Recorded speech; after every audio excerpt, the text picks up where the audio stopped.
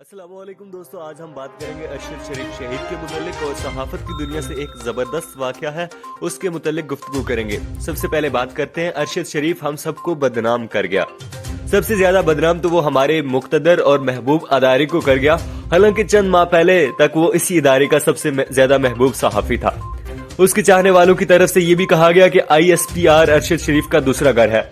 होना तो ये चाहिए था कि अरशद शरीफ के घर वाले दूसरे घर वालों के साथ मिलकर अरशद शरीफ के कातलों को ढूंढ निकालते, लेकिन यहाँ तो दूसरे घर वाले अपनी इज्जत बचाते फिर रहे हैं। जब भी पाकिस्तान में कोई ऐसा खौफनाक वाकया होता है जिसके मुजरिम नहीं ढूंढे जाते या हम ढूंढना नहीं चाहते, तो कोई न कोई इदारा उठकर ये कह देता है कि ये सब हमें बदनाम करने के लिए किया जा रहा है। इससे पहले कि हम इन इदारों और लोगों का तज़किरा करें जिनको जाते जाते अरशद शरीफ बदनाम कर गया, शहर कराची की सहावत का एक सच्चा वाकया सुनते चलें। कराची में अल्ताफ भाई का राज था, उनकी जमात की बहुत दहशत थी। अगर अल्ताफ भाई कहते तो आज का अखबार नहीं निकलेगा तो वो नहीं निकलता था। अखबारों के सेठ मालकान भी अगर MQM के मरकज में फरियाद लेकर जाते थे तो अल्ताफ हुसैन उन्हें सारी रात बिठाकर आजाद सहाफत का मतलब समझाते थे और सुबह चाय पिलाकर वादे लेकर वापस भेज देते थे।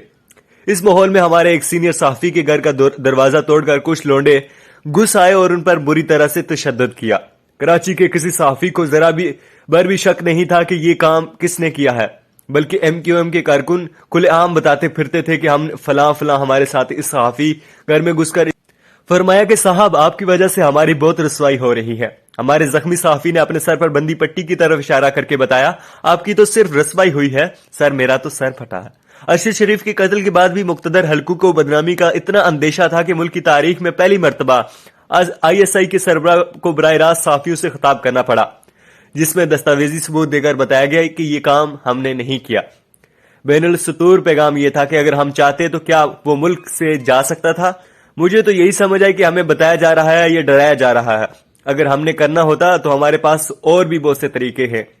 हमें तो इतना यकीन है कि हमारा मुक्तदर इदारा ये काम करता ही नहीं, और अगर करता है तो हमें अपने तरीके क्यों बताएगा। और हमें खुद जाने अजीज है, हम ये कुमी राज आपसे क्यों पूछेंगे।